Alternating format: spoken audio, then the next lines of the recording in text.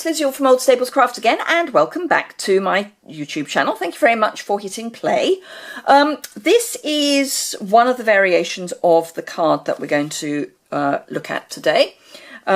This is a cute little card that I've made with a slightly surprising set.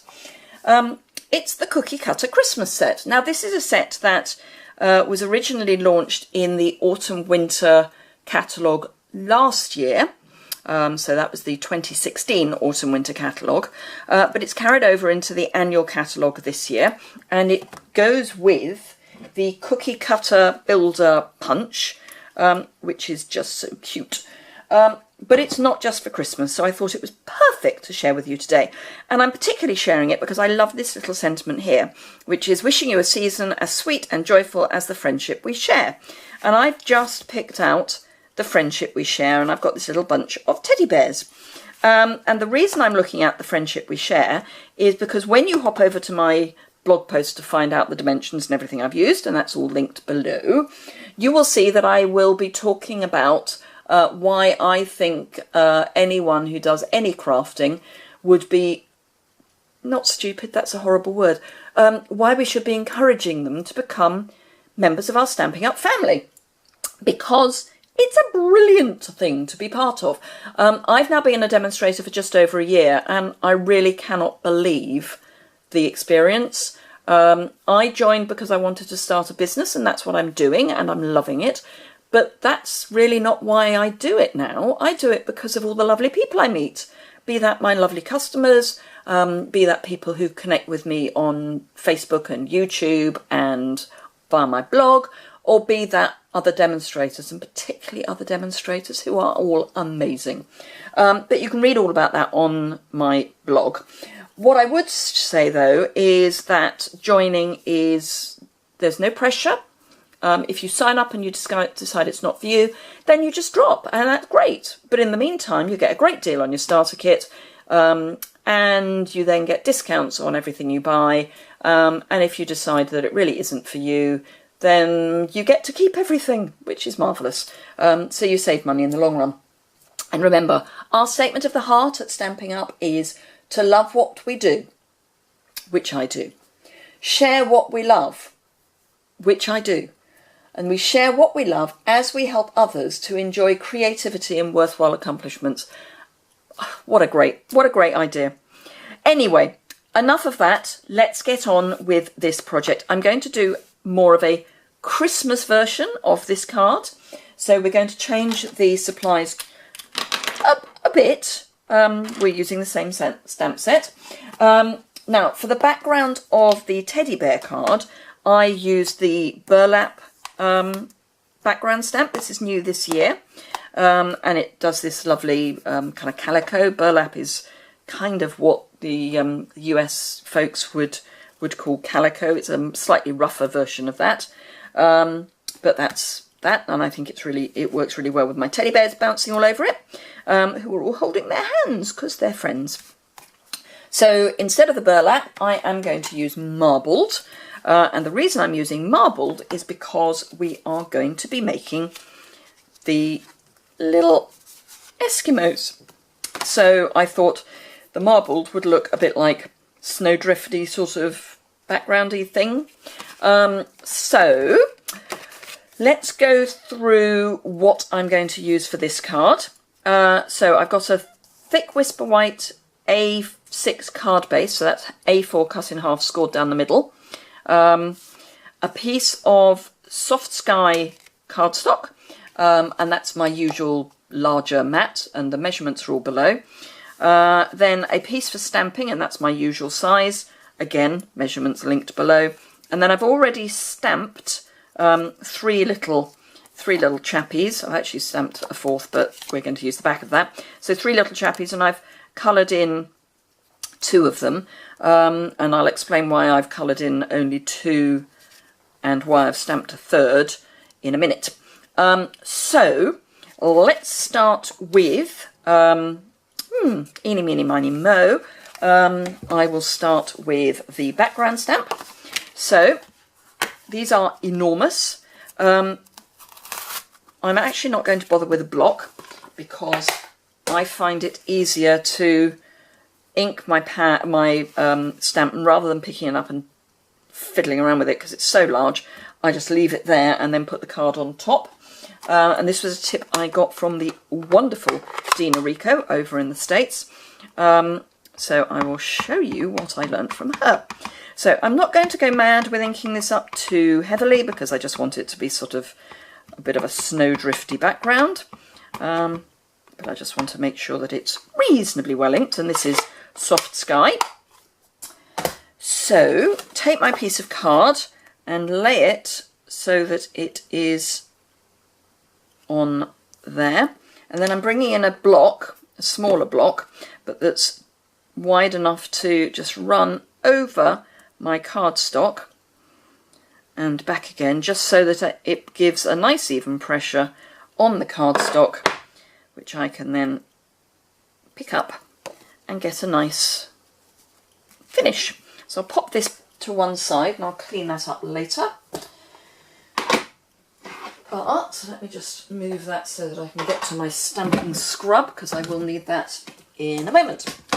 So I'll pop that to one side just to sit and bring in just a scrap of Whisper White cardstock and my archival black. And the reason I'm using archival black is because I'm going to use Stampin' Right markers, and this is a waterproof ink, which for Stampin' Right markers is a jolly good idea. Now, I've had this stamp set since last Christmas, well, since about this time last year actually, so it's very well inked and very well stained because I've been using it on archival black, with archival black ink a lot. So let's pick up our little man, and as I say, it is incredibly badly stained, but it still works perfectly well. So archival black, because it's a fabric pad, I twist and then tap, and then just take my little chappy. Now, I have used this so many times, I know that it will give a good impression without the use of a stamp pad. So there we are, see?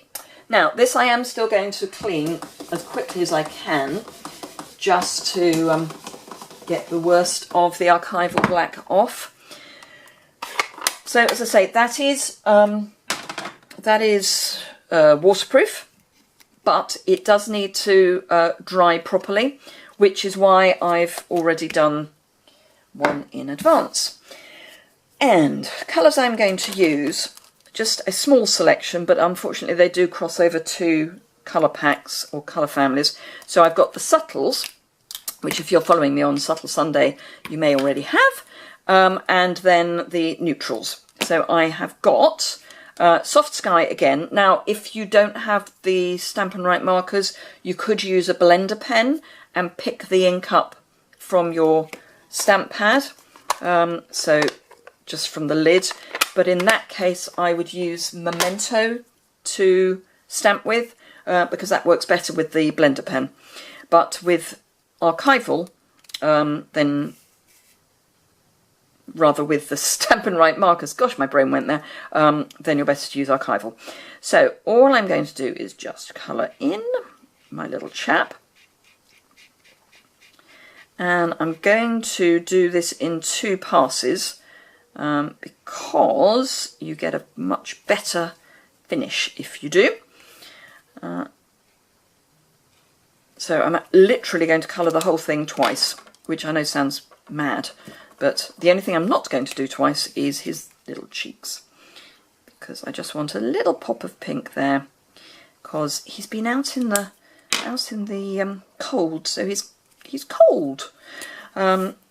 And then actually these bits I'm not going to do twice. It's mostly just his jacket that I will do twice.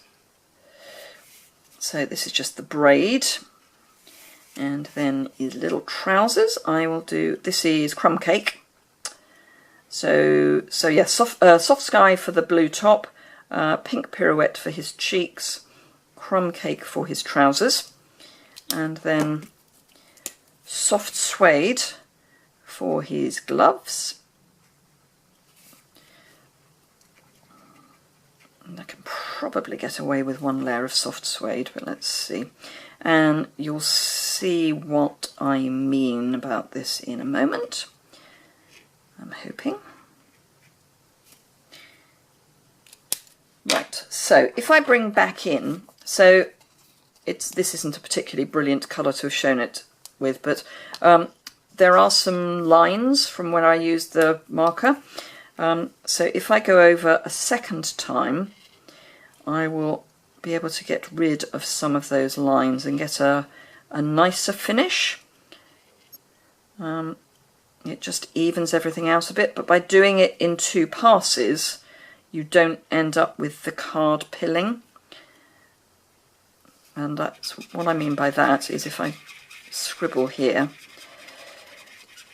eventually, if I keep going, it will, there we go, it will lift up. So we've got this rough feeling and the card's breaking down, but by waiting until one layer's dry, you avoid that. So having done his trousers in one direction, I'm going to go back and do them in another. But I'll leave his braid, and then the soft suede again, and again we'll try and do that in a slightly different direction. I think I need to go up and down on these, don't I?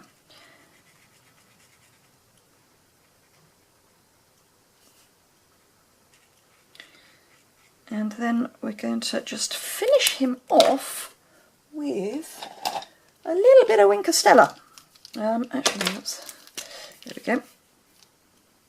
So just because he's in a frosty place, so we'll give him a little bit of sparkle on his fur trim. Of course we can. So there are my 3 little chaps, and then to punch him out, I just need to grab my cookie cutter punch, slip him in. I might need the aid of a post-it note actually. Yep. So let me grab a post-it note. And I like to do my post-it notes from underneath. I don't know why, but I do. So you just slip him in, line him up, and punch. And I'm just doing it that way up because otherwise I'll end up with bits flying everywhere. So let's get rid of those bits. And there are our 3 little chaps, and they will sit on our snowy background. Now I want to stamp the whole of Wishing You a Season as Sweet and Joyful as the Friendship We Share. So I need a piece of scrap Whisper White to do that on. So there we go. And I also need that as my back. And I'm going to need another piece of Soft Sky from somewhere. Bear with me one moment while I grab that. You'd think I'd planned this, but I didn't. So, with luck, I have a piece of Soft Sky hanging around. That will be the right size. Yay! Super. My good old trusty scraps. I'll have to cut this down, but that's fine.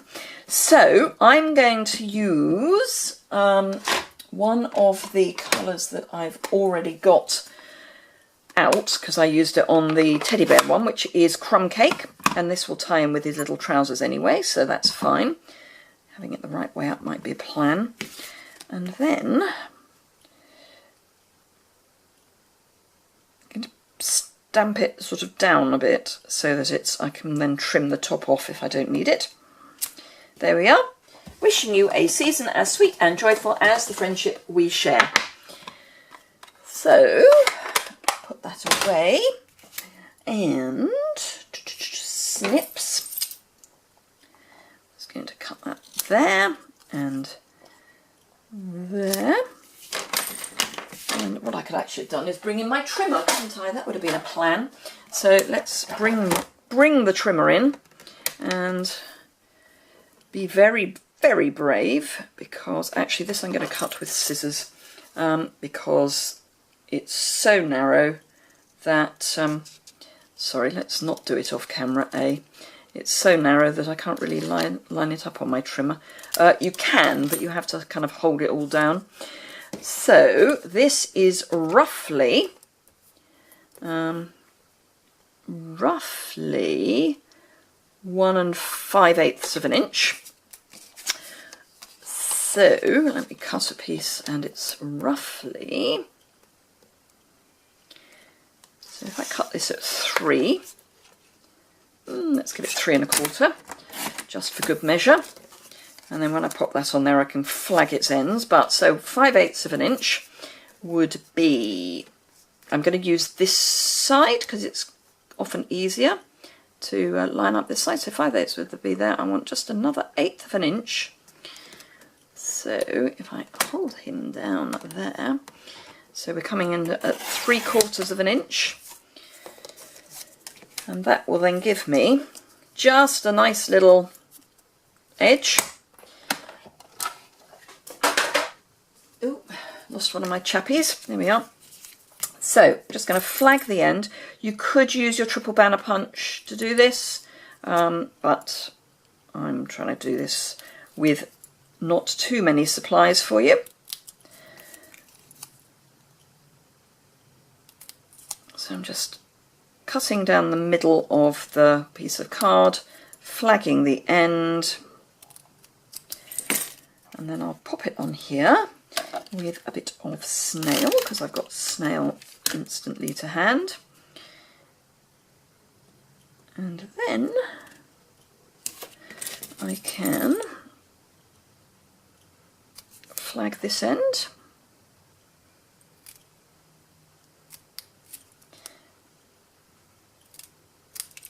Perfect.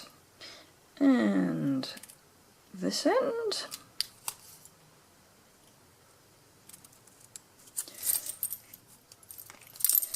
Lovely. Get rid of those bits and build our card. So card base would be useful, wouldn't it?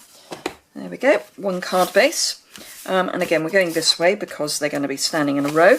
So bit of multi-purpose glue across the back. And we really don't need too much. It's jolly good glue. You must be sick of me saying that. But I do say it just in case people are joining, and my subscription numbers are going up. If you want to subscribe, by the way, there is a little subscribe button just down in the bottom right hand corner there.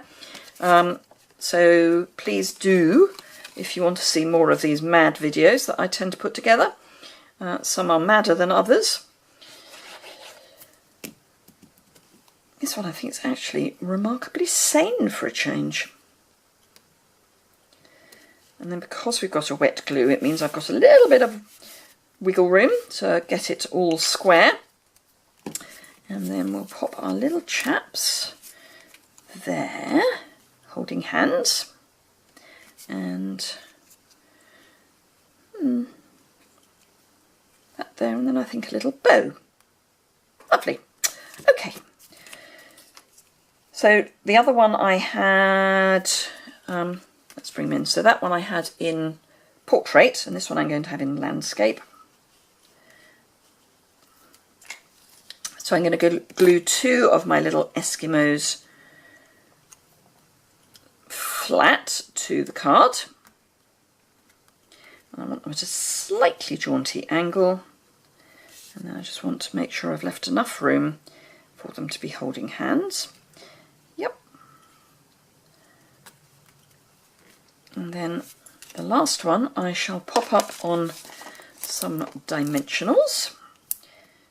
And as we've got the mini dimensionals, let's pop a couple of those on his legs.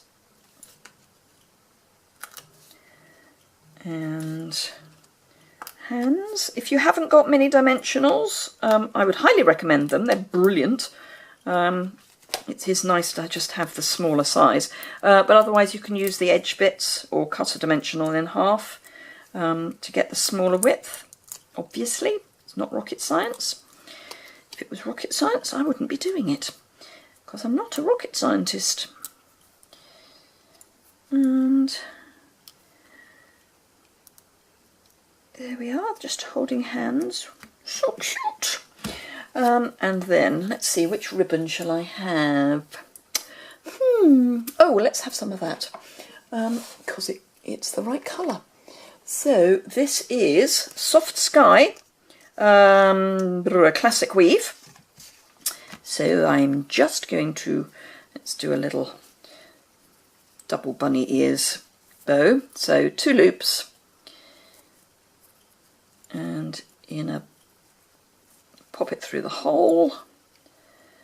This is supposed to be the easy way to tie bows and I'm being so cack-handed.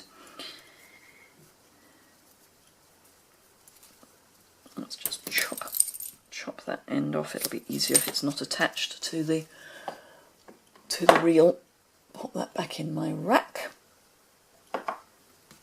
and play with my little bow so that it's all full of cuteness.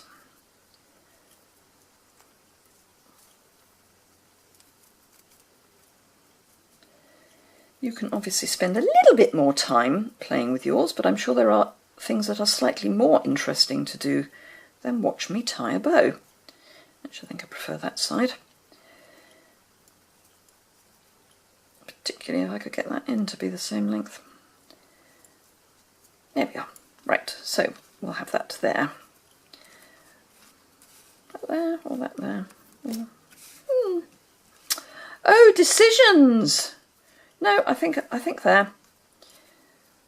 In fact, yes, I think like that. Right, so let's stop procrastination. Glue dot. Looks like I'm going to need a new roll of glue dots soon.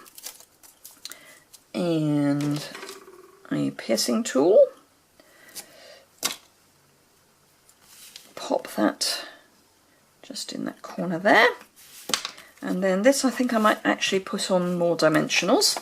The previous one I stuck flat, but I don't have to do the same thing twice.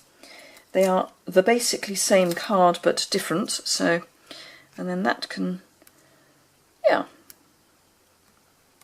let's go there. There we are. So, 2 cards that are basically the same but totally different look from the same cookie cutter Christmas stamp set. So I hope you enjoyed that. Please do read my post about signing up for to become a member of the Stampin' Up family. It's amazing.